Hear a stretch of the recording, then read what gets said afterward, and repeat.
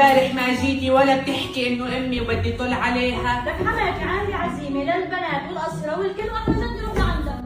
رحتي لعندها بس يا خالي بس يا خالي. ليكوا عم يلعبوا فادي؟ يا اختي يلعبوا بس مش هيك. شو بالك عليهم فادي؟ ما هن مشتاقين لك. لا يلا مشوا ماما مشوا، خلكم طلع ما بيتحمل نزل.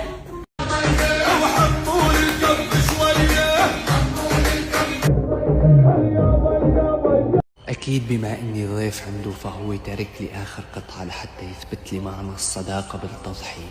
يلعن 9 سنين يا أمي، مش يوم ويومين، 9 سنين وأنا عم حبها حب لا مشروط. كنت عطول أنا الصح بس اغلط من شانها. كنت عم قدم لها كل شي بملك وآخر شي بتخوني مع أليخاندرو.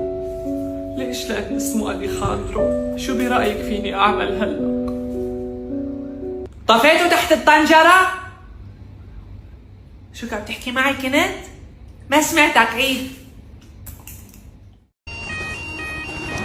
استنوا، أنا نسياني قطعة مني بالبيت ولازم أرجع من شانها. يلا يا أمي البيت عم يحترق، ما عاد فيك تجيبي شي.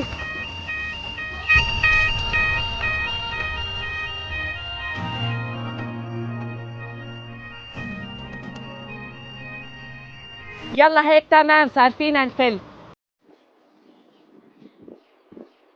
امي ليش عم بتنطفي سطح الخزان؟ جاي لعنا جارتنا ام حسين.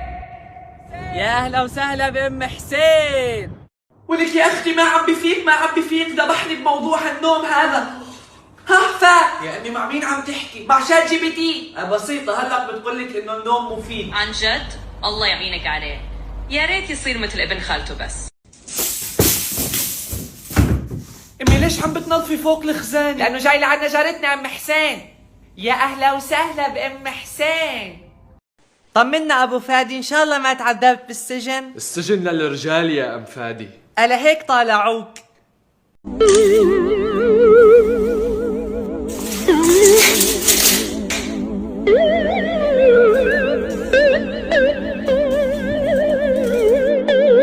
صرت أخجل من جيبتي قدام الناس.